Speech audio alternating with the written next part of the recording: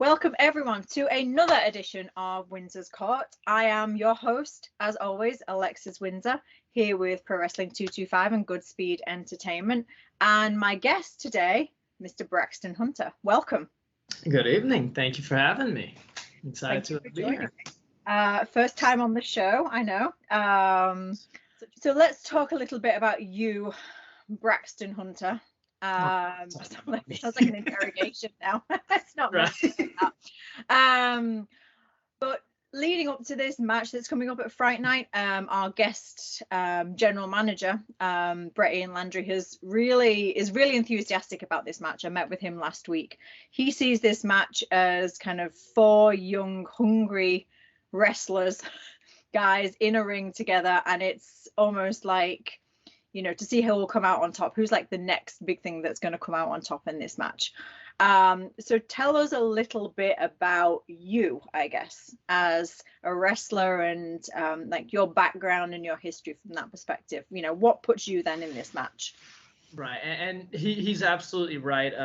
The four guys in this match, including myself, definitely are, I would say, not only four of the top young guys in Pro Wrestling 225, but probably on the Gulf Coast, if not the entire South. And I don't say that with arrogance when I talk about myself, but you don't see many young guys that are as hungry as the four men in this match. And I mean, I, for one, I'm very excited, and I know a lot of other people are as well. So I get that 100%. Absolutely. I mean, you got to look at it. You've got Wes Warren, who's been one of my biggest rivals throughout my entire career, essentially, who's just a brute brawler of a man who just, you know, he gets in there and he throws down. He's definitely not one to be played with. And then Dale Springs, who, you know, coming from a golf background, is very precise and very slick with everything he does. Then Hunter Law, who I like to compare Hunter Law to basically an 80s rock star. He just jumped straight out the time machine, and here he is. But one of the best technicians that I've ever got to step in the ring with. This man can contort your body in ways you wouldn't even believe. And then you've got me. I'm just a little punk rock kid who, you know, likes having a good time and loves some wrestling. So you throw all those, you know, into the blender, and you get a banger smoothie right there. So I'm excited for it. Very different styles as well, I think, for very different types of wrestler. So what are you going to bring to this match, do you think? Well, because we're all technically different styles, but I'm fortunate enough that I can wrestle different styles. I can get in there and I can, you know, grapple and chain wrestle with, you know, some of the best of them. But I can also fight. I've thrown down with guys many times when I need to. I don't like to, but, you know, I've got a jiu-jitsu background, a Muay Thai background, so I can get in there and brawl if I need to. But I think what's going to set me apart the most is, I guess I would be considered the high flyer in this situation. So if I can keep my speed up, hit these guys from angles that they're not expecting, I think that's ultimately what's gonna get me the W in this one. Yeah. So you've obviously got some history, you know, with these guys already. You mentioned obviously Wes Warren specifically. I think he's, you know, quite I keep saying this, but quite unpredictable. You know, I don't know how that's going to go down in the ring. You mentioned Dale Springs as well. I interviewed him very recently, and he's very confident himself that he's going to, you know, come out on top.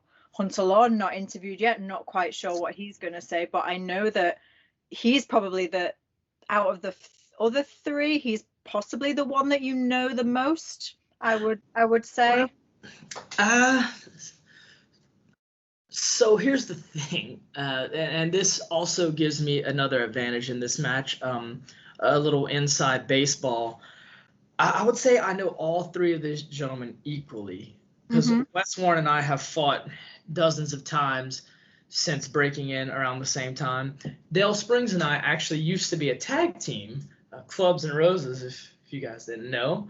So I know him pretty well too. And Hunter, I've known him for a while. I've trained with him, so I would say I knew all of these gentlemen around equal times and stuff, but they aren't super familiar with each other.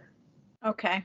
From as far as I know, Dale and Wes might know each other a little bit, but I don't think they've been in the ring with each other that much. I've been in the ring with all three of these gentlemen countless times, so that definitely gives me the advantage. Knowledge is power, I think. Absolutely, 100%. I mean, equally though, even though they may not know each other, you know them, therefore, consequently, they know you. That is also true. I think that makes it quite interesting. Being able to possibly read what's coming next, read each other's moves and things like that. I think that makes for quite an exciting prospect. In a perfect world, have you ever seen any of these they're like fight movies where there's like 5 people coming at one guy, he's just fighting all off? That'll just be me the whole match. That's going to be you. Okay. Everything. Okay. So the reason I brought up sort of maybe your familiarity with Hunter Law was because of your tag team background. So most of the Pro Wrestling 225 audience will probably be most familiar with you as part of a tag team 337. And obviously most recently at our last show, Mayor's Cup, you you were part of a tag team defense match against the Pride, obviously stepping in for Jordan Jaa with Christian Blake as part of the Overboys. I mean, we've got to talk about it. So, you guys lost, lost the belts, even I should say. Anything you want to kind of touch on that? I mean, what your thoughts sort of post-match from that, really? It's it's never fun losing a match as is, and it's really not fun losing a championship. But when the championship isn't yours and you're just in there filling in, and you're doing this for 2 guys that you respect more than anything in the world, that it really stings in here, because I really felt that I kicked out before that 3, and I don't know. I don't know if the ref just didn't catch it, or if my judgment was off, and I just wasn't good enough to hold on to him. But it sucks, and I'm just grateful that Christian and Jordan understood where I was coming from, because the Pride, those are 2 really good wrestlers, and they're behemoths of men, and we were doing very good. But it's just I can make up excuses, but at the end of the day, there's also the results, and I can say I'm sorry till I'm blue in the face of those guys, but they understand, and as far as I know, they don't have any resentment towards me because of it. And hopefully we could see them win the titles back soon. I would really enjoy to see that, and maybe we could get 337 Overboys too, like we were supposed to get. But I guess we'll just have to wait and see.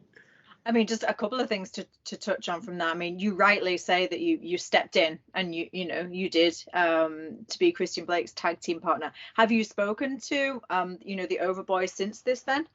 Are you guys like on good terms and things? As far as I know, we're good. They, we spoke about it, the one time after the match, and it hasn't been brought up since. So, okay. As far as I know, we're on good terms.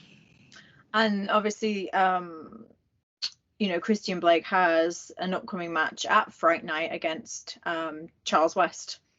Right. So that's, possible some retribution there. On the cards. What about 337? Moving forward, what's the situation there?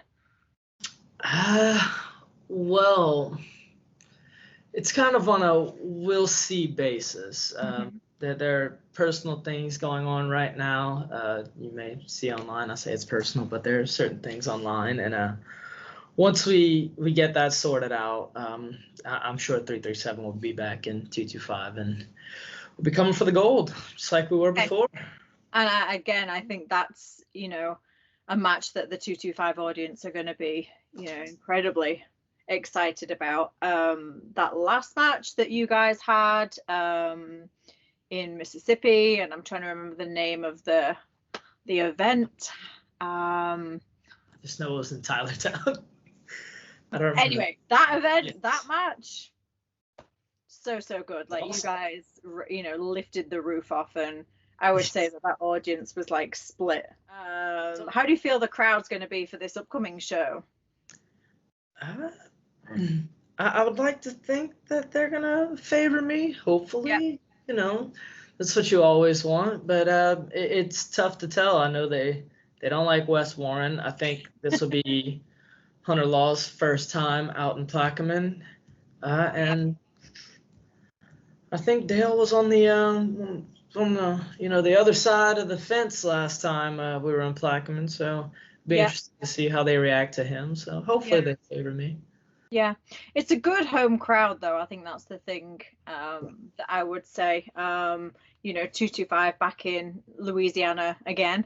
The first time since Denham Springs, which was, again, the first time since quarantine. So I think the crowd at the audience at Plaquemine are going to be excited to have it, to have our show back. Absolutely. Back in their town. So I'm expecting, a really good crowd participation in all matches. Definitely. Could we expect to see you in costume? This is Fright Night after all. There's going to be a costume contest. No, fans, don't hit me. Not much of a Halloween person. I mean, there's a chance. Anything else you want to tell our 225 audience before the show? Yeah, come watch Braxton Hunter whoop 3 guys in a row and, get to the #1 contendership for one of these titles. I mean, eventually they got to give it to me, right?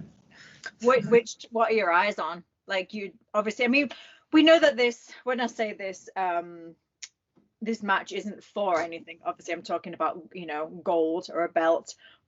It's for the prestige of having won against 3 other great guys, on the up and coming. But I also do feel that, maybe it's putting the winner in some kind of spotlight or, possible future contendership. What are your eyes on after this match, do you think? I would say the SEC title. Yeah.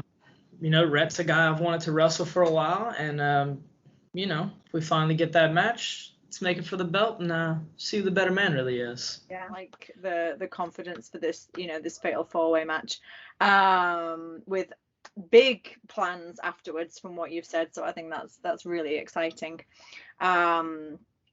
Thank you for joining me this evening. 225 audience, don't forget to go and get your tickets if you haven't done already for our Fright Night event, October 30th, Plaquemine, Louisiana. There'll be links somewhere where you can click and go and purchase your tickets, get them in advance. You want good seats. You want good seats to see this fatal 4-way. Front row seat. Braxton Hunter win the fatal 4-way match. And the thing with the fatal 4-way as well is the action can take place like anywhere, really. You do not have to be in the ring and in the match to lose. So safer there. Yeah. Safer there. So you want eyes everywhere. So get your good seats, get your tickets. Thank you, Braxton Hunter. Braxton and myself, we will both see you on October 30th. Thank you very much. Thanks for having me.